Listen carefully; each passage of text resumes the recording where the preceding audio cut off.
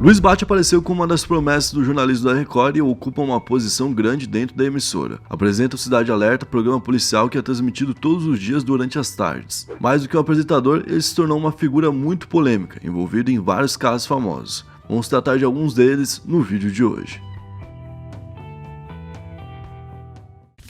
E aí pessoal, beleza? Meu nome é Bruno Fabio, esse aqui é o Planeta Novo e se você ainda não é inscrito no canal, vai se inscrever agora e deixar o seu like para ajudar a gente. No vídeo de hoje, a gente tem 5 absurdos de Luiz Bate e hoje eu tô com o Digo Blackson que vai me ajudar já com a meta de likes. A média de like pro Luiz Bate eu quero 16.430. 16 mil, então 430 likes. Tu acha que a galera bate? Cara, eu acho que pode bater. Bastante gente vai ver esse vídeo, eu acho. Tu acha que a galera gosta do Luiz? A galera conhece o Luiz Bate. Não sei se gosta ou não. Tem gente que não gosta e a gente gosta bastante. Tu gosta ou não? Eu? É. Eu acho ele um cara que, sei lá, não consigo gostar muito dele. Pode crer. Não tenho nada também muito contra. Pode crer. Eu acho que ele tá ali meio que ocupando um papel.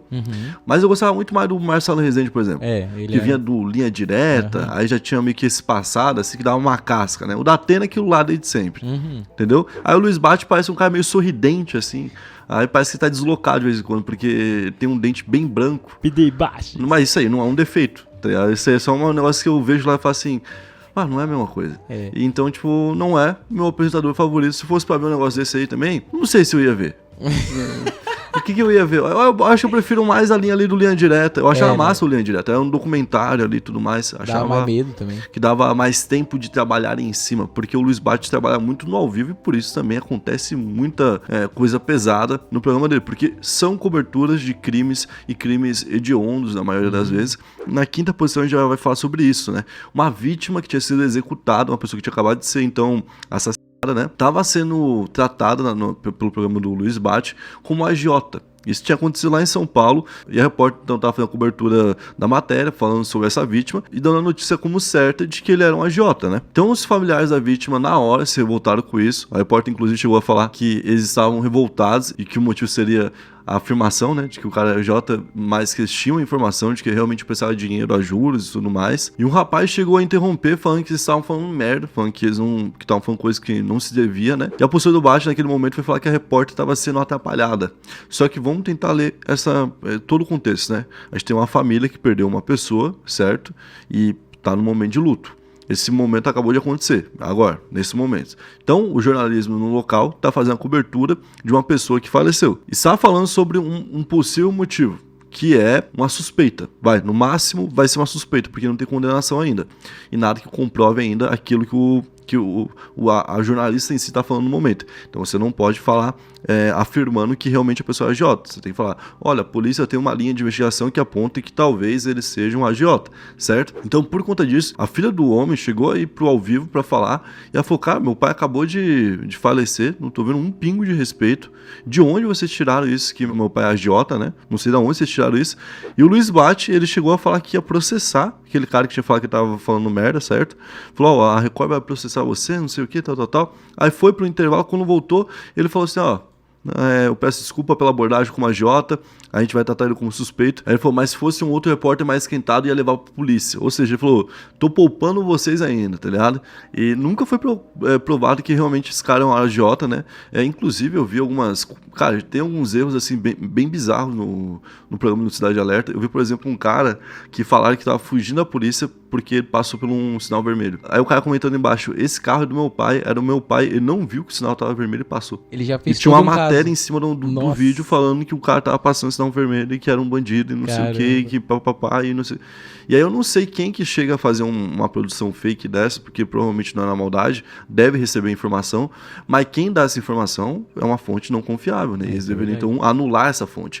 Só que eu não sei qual que é o nível de comprovação que o jornalismo da Record hoje tem, pelo menos no ao vivo. Tipo filtro, tudo que né? é feito assim com tempo é bem feito. Igual eu falei, lá, o Linha Direta, tal, lá que tinha na Globo, mas na Record todo jornalismo feito com tempo costuma ser um pouco mais bem elaborado, entendeu? Mas esse feito no ao vivo costuma realmente pecar bastante, né? Bom, na quarta posição a gente vai falar sobre o patrimônio dele, isso porque ele é um dos caras mais bem pagos da televisão, ele tem um salário de 300 mil reais por mês, certo? E ele teria um apartamento de 5 milhões de reais que fica em um dos melhores bairros de São Paulo, né? Uma cobertura gigantesca. Ele também é dono de um restaurante que também custou mais de 10 milhões. Então, vai lembrar que ele também tem lá o seu Instagram com mais de 10 milhões de seguidores, então faz mais uma grana com propaganda, além de publicidade na própria TV. Então podemos dizer que ele é uma pessoa que tem um poder aquisitivo bem grande, né? Na terceira posição a gente vai falar sobre a treta dele com o Salvador. Tudo começou lá em março de 2021 no Cidade Alerta. Pouco antes, no final de fevereiro, o Salvador foi agredido e detido por policiais dentro da casa dele, lá na Zona Leste de São Paulo, e ele foi derrubado pelos policiais durante a abordagem, né?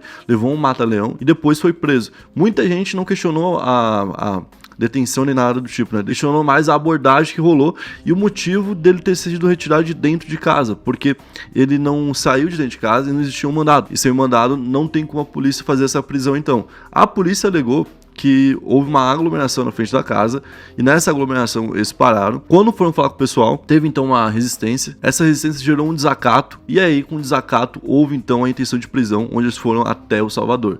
Falar que de novo ele resistiu e por isso então ele foi coagido com força, né, no momento. O Luiz Bate então perguntou sobre isso pro Salvador. O Salvador falou que não, o que aconteceu foi aquilo ali mesmo que tava no vídeo. E aí o Bate perguntou pra ele outra coisa, falou: pô, tá, mas tem uma música lá que tu fala sobre os vermes. Quem são os vermes? São a polícia? Ele fala: óbvio, são a polícia aqui, nesse sentido aqui de policiais que cometem isso, por exemplo, cometem algum tipo de violência ou tipo abusam do poder que tem, ou o Salvador explica lá pro Bate o que seria verme na concepção dele, né? Aí o Bate então fala assim: pô, mas quando o MC é preso por um roubo, por um assalto, por quando tá traficando, algo tipo assim, aí vem alguém e fala: todo MC é bandido, e tá errado, porque tá generalizando. Não é a mesma coisa que tu fala que todo policial é errado porque tem um policial ou outro que erra ali no meio. Aí é onde o Salvador e ele fica nessa trocação lá ao vivo, entendeu? Fica num debate em torno de um assunto e parece que, pô, ficou por isso. Um tempo depois, o Luiz Bate volta a falar de Salvador, quando, por exemplo, ele tinha alguma treta no namoro, algo tipo assim. Falou uma vez sobre a namorada de Salvador na época, que tava fazendo sorteio, falou que o sorteio dela podia ser um golpe, algo do tipo. Então ficou em cima ali do Salvador. E aí foi quando o Salvador foi no podcast e falou que ele só sentia ódio de duas pessoas, o Bolsonaro, na época, e o Luiz Bate. Por que sentia ódio do Luiz Bate? Por conta da forma como ele teria abordado o caso do MC Kevin. Ele falou que ele tinha alguma coisa contra, mas não era ódio. Que só virou ódio porque ele mostrou coisas que não eram necessárias para a notícia, né? Então, ele foi muito a fundo ali, segundo a análise do Salvador, e isso incomodou ele profundamente. Não só o Salvador, né? O Rariel também é puto com isso, MC Ig, todos os caras ali, de alguma forma, né, já se posicionaram contra o Luiz Bate, muito por conta desse caso do MC Kevin. Na segunda posição, a gente vai falar sobre uma falsa acusação de assassinato no programa, onde falaram que um homem teria abusado da sua enteada e depois tirado a vida dela. Depois que a matéria foi exibida, foi comprovado então que a enteada, que era uma criança, né, morreu por infecção pulmonar. Não tinha nada a ver com o que tinha passado na Record, né? A Record na época mostrou fotos do acusado, tratando como um monstro, né, que ele seria se ele tivesse cometido o que ela estava alegando. E segundo o próprio homem acusado, ele foi vítima de linchamento popular. Então ele foi, literalmente teve consequências físicas para ele, né? E que por isso ele acabou perdendo o ponto de venda que possuía.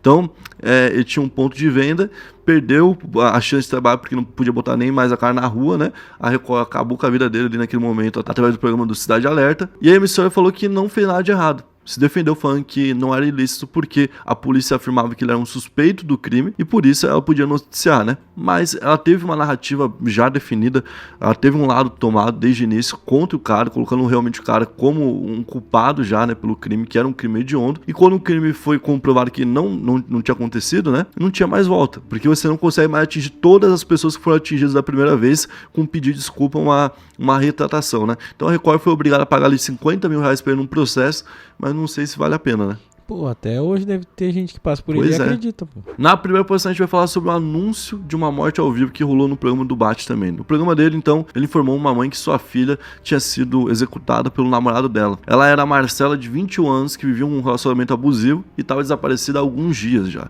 O programa estava cobrindo o caso e conversava durante os dias com pessoas próximas, falando com a família, com amigos. E no momento em que a morte foi revelada, a tela estava dividida em 3 janelas. Uma com o Bate apresentando, outra com a foto da Marcela que estava desaparecida e outra com a mãe dela que também estava ao vivo e estava ali ouvindo como em outros dias já estava antes, né? Então, por telefone, o advogado do namorado afirmou que o cliente dele tinha confessado o crime. E além disso, ele teria então indicado a localização do corpo, quando foi comprovado que ela tinha perdido a vida. A mãe dela teve a notícia pela primeira vez ao vivo.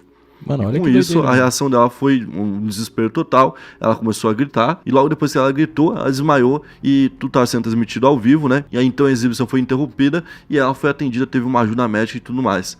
Foi realmente um dos momentos mais marcantes do programa e de uma forma aí negativa, né? Pô, mano, mas olha só, imagina tu ligar pra pessoa, digamos assim, né? Ou já tá falando com ela e divulgar assim, ao vivo, que a filha morreu. Eu acho que falta um pouco de tato de alguém falar assim, quando que vale a pena continuar ainda, tá? Pô. No sentido, tipo assim, pô, tu vai lá fazer isso, mas como que vai ser a forma que tu vai fazer isso? Tu pode até fazer, mas... Eles querem chocar, né? Por exemplo, Mas, quando tipo... tu vai fazer... eu tenho uma notícia aqui que o William Bonner faleceu.